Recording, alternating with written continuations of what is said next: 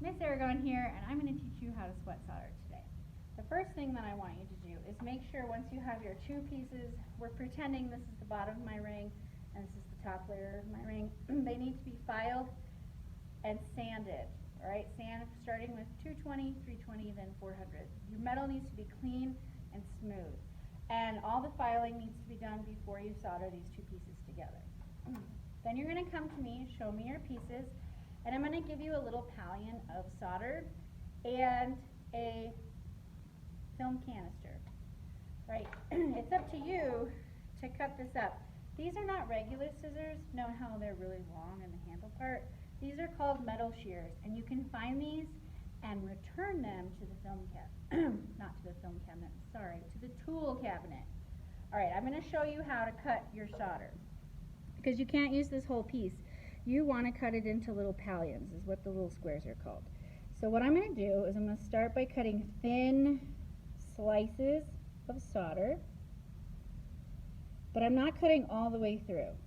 Okay, just cutting down and leaving a little bit at the end. What this does is it creates kind of like an eyelash effect. At least that's what it reminds me of, our little eyelashes. You don't want your solder chips to be too big. If you get too much solder, it'll go all over the place, and then you're going to spend a lot of time sanding it off. Alright, once you have your little eyelash pieces, that's when you're going to cut them off into little tiny solder chips into your film canister case. Alright, you can see that my little chips, they're pretty small. You don't really want them to be bigger than that. That one might be too tiny, but it would work if you were soldering a teeny tiny little piece. You can cut it all up at once, or you can just cut a little bit. Whoops. Oh, you kind of don't want it to jump, so you can always cover it. Alright, I think that's enough for what I'm going to show you today. So I'm going to leave the rest uncut and in my canister. This is your canister of solder, your medium solder. The first solder I'm going to give you is medium. Solder flows at different temperatures. Easy being the one that flows at the lowest. Medium solder flows at a little higher temperature. And hard solder would flow at the highest temperature. If you were creating a piece with multiple joints or multiple soldering pieces, you would need to start with high or hard solder, move to medium, and then use easy. Since we're only doing two joints or two solders today, for this project we're doing sweat soldering, and then when we form the ring, we're going to start with medium and then move to easy. I'm not going to leave these here. I'm going to put them back in the tool cabinet. Follow me. They live right here where it says hand shears. Please note, these are not used to cut metal. I've had students in the past try to bypass the whole sawing thing. They're only used to cut solder. Alright, let's go over to the torch. This is also known as the bench. Alright, if this is the top of my top layer, I'm going to make sure I put the solder on the back. It's like glue, so you want to glue the bottom to the top of your bottom layer. So this is the top. I'm going to flip it upside down. This is called flux.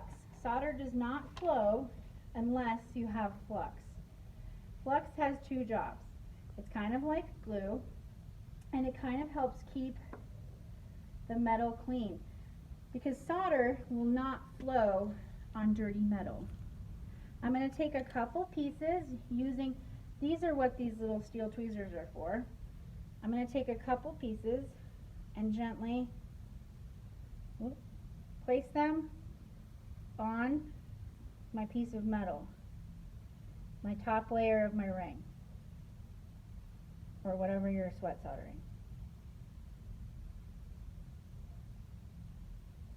You don't want to do too much, because if you do too much, then you have to spend a lot of time sanding it.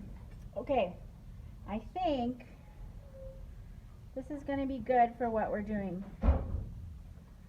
Alright, then I'm going to grab a solder pick with the blue handle This will help me move the solder back into place if it jumps around. So I'm going to take my torch, turn on the gas, light it, turn on my oxygen, get a nice neutral flame, and I'm going to start heating that up.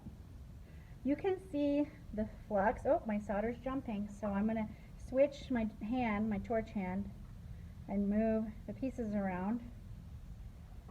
You want the flux to turn this crunchy white color. Once it's crunchy and white, the solder won't jump around anymore. You're going to keep heating continuously, heating your whole piece, because solder will only go where the heat is. So I'm going to keep heating. It gets glassy. You can see the flux turn clear and glassy. And that's when you know your solder is really close to flowing. And then it starts to pool up and turn into liquid that looks like unicorn's blood. You can see I just switched to the bottom to make sure that I heat the whole piece, so the solder is covering the whole piece of metal.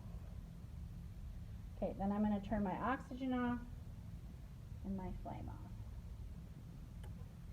Alright, then I'm going to take this, let it cool. I'm going to quench it. Sometimes fingers work better. I'm going to take it over here to the pickle, and I'm going to let it pickle for a minute. This pickle's pretty warm, so it shouldn't take too long. You have to pickle your metal because solder will not flow on metal that is dirty, that needs to be sanded, or metal that has any fire scale.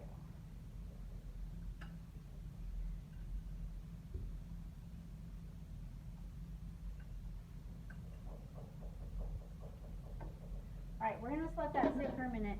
I'm going to come back over here. I'm going to set up my other piece. This is the bottom layer of my ring, where I'm going to solder that piece on. Keep in mind, this is hot. We just used it, so just be careful not to touch it. I'm going to paint the flux on there.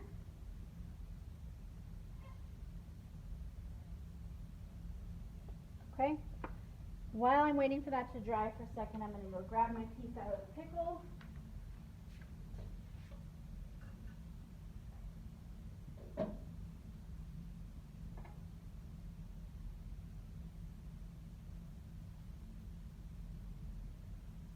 There's still a little fire scale on the top, but the bottom is clean, and that's the part that I want to be clean. I'm going to put it with the glue, with the solder, sandwiched between the top layer and the bottom layer. So I'm going to relight my torch.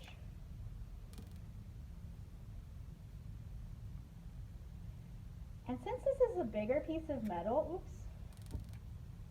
I'm going to use a little bit of a bigger flame than I used for the last one. So you notice how it's a little bigger? And for this, I'm going to start heating from above. And if your piece jumps, remember, you have the pick to move it back into place. You can also hold it into place with your solder pick. Remember, once your flux turns white and crusty, it's not going to move again, or it shouldn't. You really have to heat that bottom piece because the solder will not flow if it's not hot. It won't get stuck to the bottom. So we need to make sure that bottom piece is really heated thoroughly.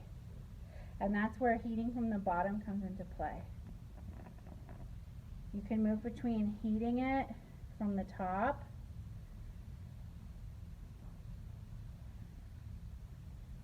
and heating it on the bottom.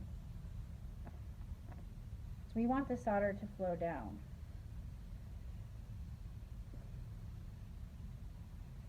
Okay, I can tell we're close.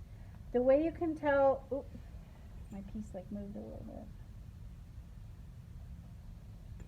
The way you can tell if the solder has flown is you'll see a silver, pay attention here, it's going to happen, a silver flash between the two layers of metal. We're close.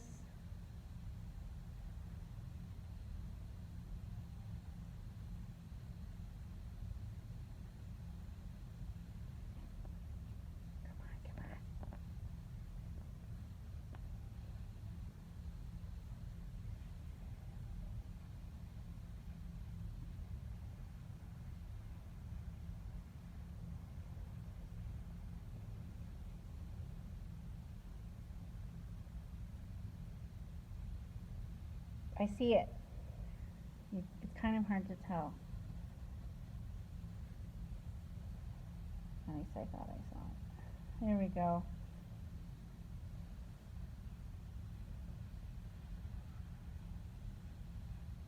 Once the solder flows, you can see it there. It's kind of hard to tell unless you're looking straight at it. So in the video you might not be able to see it so well. But once the solder flows, you're going to take your piece and quench it. And if your pieces fall apart, you have to pickle it. Careful, Gigi, I don't want you. You have to pickle it and start all over again. But my pieces are soldered together. So then I'll pickle this and then you'll be ready for the next step.